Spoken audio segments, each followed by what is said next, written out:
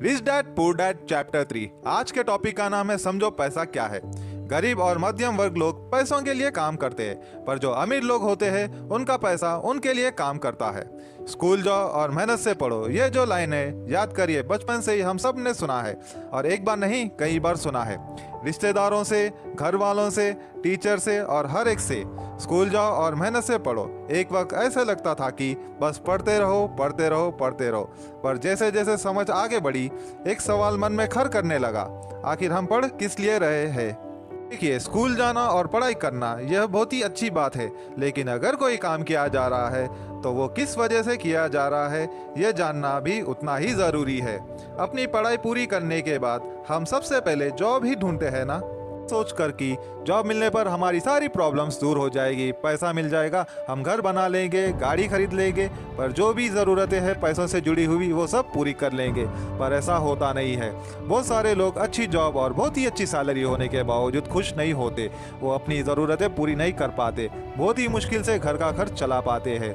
पर वो लोग लगे रहते हैं कि इस उम्मीद में कि शायद अगले साल फिर से इंक्रीमेंट होगा, पैसा बढ़ेगा और वो उन पैसों से अपनी जो ज़रूरतें हैं जो पूरी नहीं कर पाए उन्हें पूरा कर लेंगे।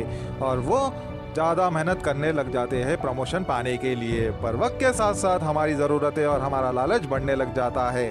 पहले तो पैसों के बिना रहने के डर से हम बहुत ही मेहनत करने लग जाते हैं, और उसके बाद जब हमें सैलरी मिलने लगती है तो हम में लालच और ज़्यादा पाने की इच्छा जाग जाती है। और चूहे बिल्ली के इसी खेल में हमारी ज़िंदगी का भी पैटर्न बन जाता है। ज़्यादा मेहनत करो, ज़्यादा पैसे कमाओ, ज़्यादा पैसे कमाओ, घर का खर्चा चलो, पैसे ख़त्म, फिर ज़्यादा मेहनत करो। यही जो विशेष सर्कल है चलता ही रहता है, और इसी सर्कल में हम गोल गोल घूमते रहते हैं। अगर हमारे पास ज़्यादा पैसा अभी आ जाए तो भी हमें इसी विशेष सर्कल में घूमने की आदत पड़ जाती है।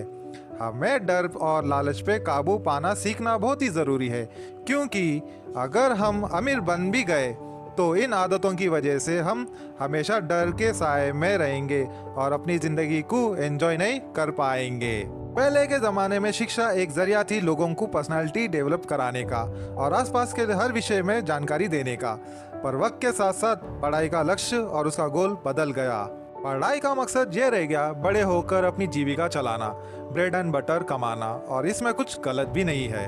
वक्त के साथ चीज़ें बदलना बहुत ज़रूरी है, क्योंकि जो चीज़ वक्त के साथ नहीं बदलती वो या तो हमारी खुशियाँ छीनती है या फिर समाज में बहुत पीछे ले जाती है। रोबर्ट कियोसाकी ने इस बहुत ही अहम मुद्दे को यहाँ पे उठाया है उनके book rich dad poor dad में।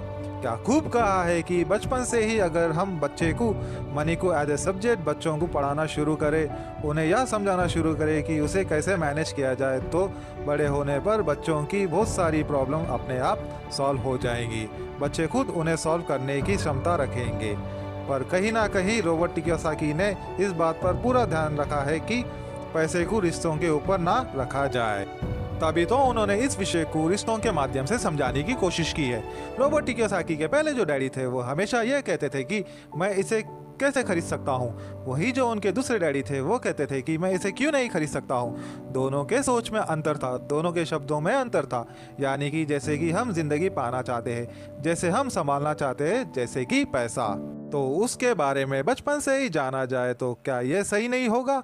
आज जिस तरीके से पढ़ाई की जाती है, बच्चा ग्रेजुएट होकर सोचता है कि अब मैं कौन सी नौकरी करूँगा, क्या यह सही नहीं है कि थोड़ा और पहले से बच्चे को इस विषय के बारे में और अच्छे से और डीपली से पढ़ाया जाए, समझाया जाए। ये तो यही बात हो गई, जाना था जापान पहुँच गए चीन, यानी कमाना था पैसा, पर जब तक इसकी समझ आई तब तक बहुत देर हो चुकी थी। यानी कि हमें सबसे पहले यह समझने की ज़रूरत है कि हम खुद एक्सेप्ट करें कि हम इसे कैसे पा सकते हैं, इसे कैसे संभाल सकते हैं, और वही सही शिक्षा अपने आने वाली पीढ़ी को दे सकते हैं। तो यही था रिच डैड पुअर डैड का चैप्टर 3। आई होप आपको ये वीडियो पसंद आई है, तो इस वीडियो को लाइक कीजिए, सब्सक्राइब कीजिए। आज के लिए बस इतना ही। Thank you.